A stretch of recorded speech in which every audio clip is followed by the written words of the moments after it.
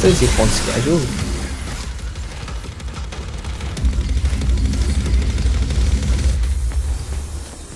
To see a world in a grain of sand, and a heaven in a wild flower. Hold infinity in the palm of your hand, and eternity in an hour. Yeah, that's working. The angel that presided on my birth said little creature. Oh no, you're found live of streaming joy. now as well. No, I'm doing text and shit. That's right, I get it. You're all becoming streamers. You're gonna make your fortune. I'm not gonna make it. You'll be the next ninja.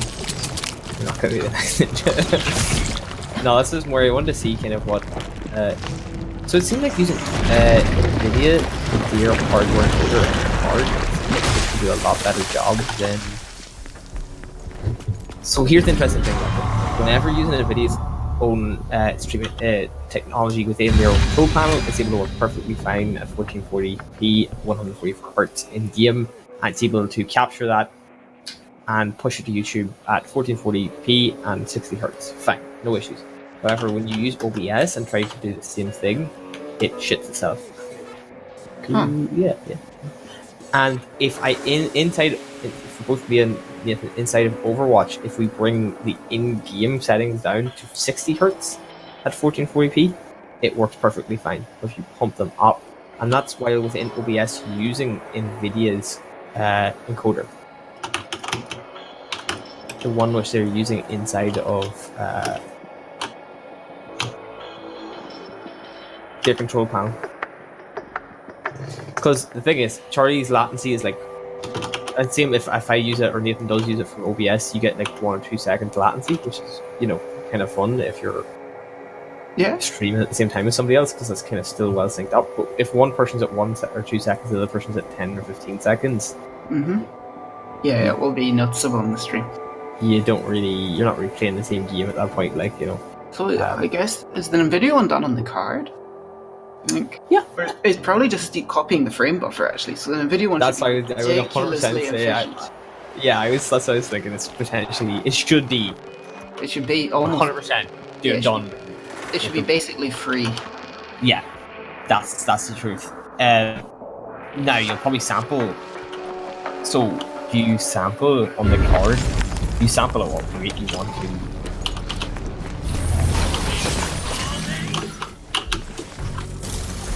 What I mean is, if you want to capture what's on the main buffer, we'll say, do you do that at whatever rate you want to essentially record that to? Yeah. Like if I want to update for my external device, if I want to, ensure it has like a frame rate of, it can sample 144 Hz. My stream only needs 30 or 60, so there's no point me doing any more copies. Yeah, I guess. Well, I guess it isn't free though, completely, but it's near free because it still has to do the copy back to main memory. But it doesn't. It's not sound that can be completely like. Yeah. It can be free from the. It doesn't have to be a blocking and giving you any functions in the card, was it? Yeah. Right. Not a hash map though. It's not. Although you could do a hash map on it, and it would probably be really slow. You could. Yeah. I'm making the slowest possible, lowest hash map. Great. Why do you want to make your own hash map? You're just looking for trouble, like. Because the answer is I found a Google one that's only in C++. That is like linear in its memory use. Linear in its memory use. Okay. Why does it refactor the keys every time? No, it stores it as an array and minimizes the amount of memory needed for that array. Right. I feel like I want to know how it works whenever you find out how it. Well, I know how it works. No, whenever you implement it. I'm like most of the way through implementing it, I just don't have the resizing operation done. But I have a technique. And what's the? So is there a lot of pros by it? Like, is it worth you finding out how it works? It's kind of cool. It's very slow. But there's a faster one that uses slightly more memory, but I need to look at how it works. I just want to see prototype if it's worth looking at. Basically, what it does is the Java one is a linked list internally. Hash map. Yeah. So whenever you do a lookup, it takes that hash key to map to a bucket, and each bucket is a linked list. I remember doing buckets whenever we did it in school, Yeah. but I honestly forget. So, It's called oh, you had like a key and it had a collection of. yes. No. Yes, so it's each key maps to a bucket, and each bucket is a linked list. So it means Yes. if you have duplicates, so you just then iterate through that. Yeah, that's how you got rid of the that's how you get rid of the collision, wasn't it? Yes. Yeah, okay, I kind of remember something like it's more of a knowledge thing I remember than an actual in my head working out. Like I remember that if you had a collision, you essentially had a bucket to put stuff into and that. But then how if you had a so if I have a collision on a key. So there's logically no such thing as a collision in that one because they're automatically resolved. It's just another layer of the map of the list. But yeah. You essentially you make more depth essentially so that I can reach that. It's good, it's fast. Well, how so if I go to add very memory inefficient, right? so let's say my hash algorithm is actually not that. So let's just use an example, right? In JavaScript, it's really simple. I choose one letter of the alphabet for each key, and I have more items than there is, and I have a collection of people's names.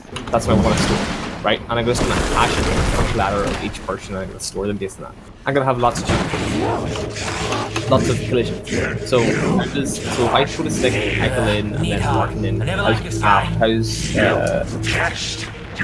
So in the Java one, if it's a collision, they'll have the same hash key and it will go to the list. This guy, And then be he like, can't even leave the Clive anyway. Just a Clive well look, parasite. these two things are basically the same. And then it will go down the tree until it finds a matching key I value. think he hurt me. So it stores the key and value in it.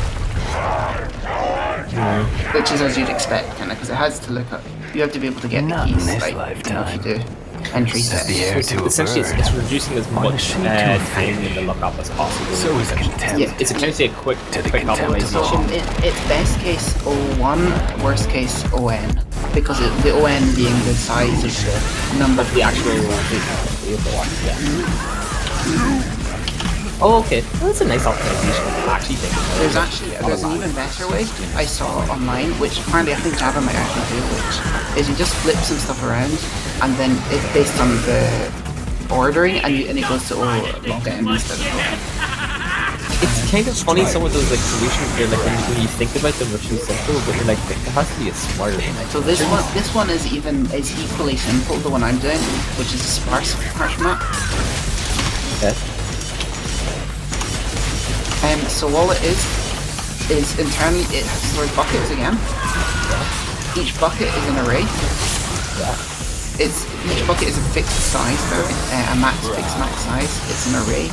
Every time you want to add an element to a bucket, you find a bucket, check a bucket. If the bucket isn't empty, and you decide emptiness based off, you just have another field which is just like a long, and each bit maps to an index in the bucket. Okay. Then you just you just add it. Otherwise, you rehash and try and figure out the next bucket to add it to, like Java. But it doesn't. The lists, the arrays are just empty until you add stuff. So if that index bucket thingy whatever is all zeros, then the array is null. Yeah. Otherwise it's ordered based off the ones in that buffer. So if the second index in it is a 1, and the first one is empty, that's the first index in the array, and so on. So every time you add a 1, if the 1 is before another 1 in the list, you have to resize the array. So it's really slow, but it means you basically need to store 1 bit rough approximately per element. Does that make sense? By the way, In a grain of sand. show me your fucking OBS settings. Can you show me the OBS settings? I'm explaining it as it's neat. Don't worry, we don't like It's because I'm not 100% sure on all the details, because this is like 3,000 lines of C++ that I've read over the last few hours. Be honest. It's 100 lines of code and Oh, I mean, my implementation is like 100 lines of code because I just removed all the features I don't need. the rest. Because I also did copied concurrent hash map. So when I swapped it int, and I reduced it from like 5,000 lines of code to 1,000 just by deleting everything I didn't need. So, What was everything you didn't need? I removed everything to do with iterators. That was like most of the file. Why? Because it's just very verbose. I don't need iterators. All I need is insert. So you're not gonna. Oh, you're just gonna do lookups and. Yeah. Okay, so you don't. I'm not implementing delete. Well, if you don't need it, you can cut a lot of it out. Yeah. And delete really overcomplicates things because, like, say in the Java one, what happens if if the linked list, if in the Java one, if I just delete it from the linked list, it's fine. But if it's an array and I delete it, I have to keep going through and check if I find a map after the empty space. Because an empty space doesn't mean it's not found based on that hash key, it just means it could have been deleted. Or overcomplicates stuff when you don't need it. And hopefully it should be way more efficient. My current implementation is like about 40% more efficient than the very naive one that I think we're basically using. Although actually my naive one is better. An eternity in an hour. By mistake. The angel that resided on my birth. So if you ever want to know anything about hash maps, and if all the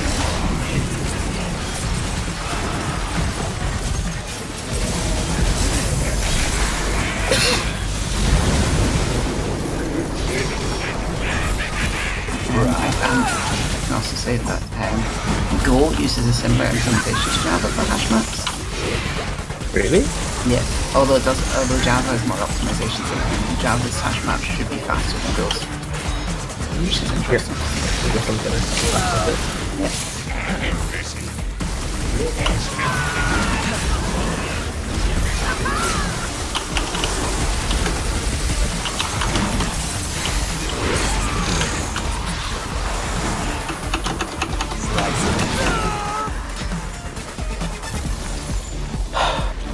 At your pleasure.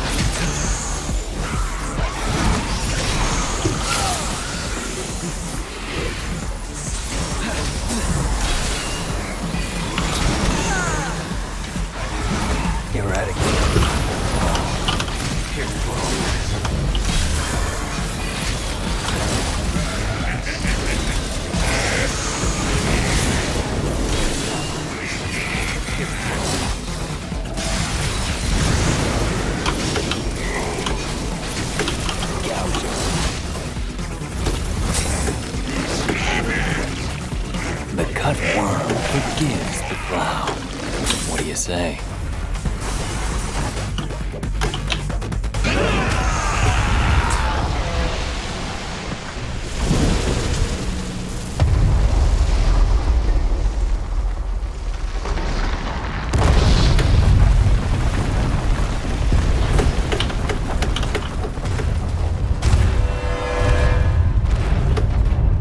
Okay, alright, that's not good at all. That's not good. Well, hey, wait, where are you going? Are you running away? That's not a good sign. I'm afraid then, that's a little bit more than I can take on right now.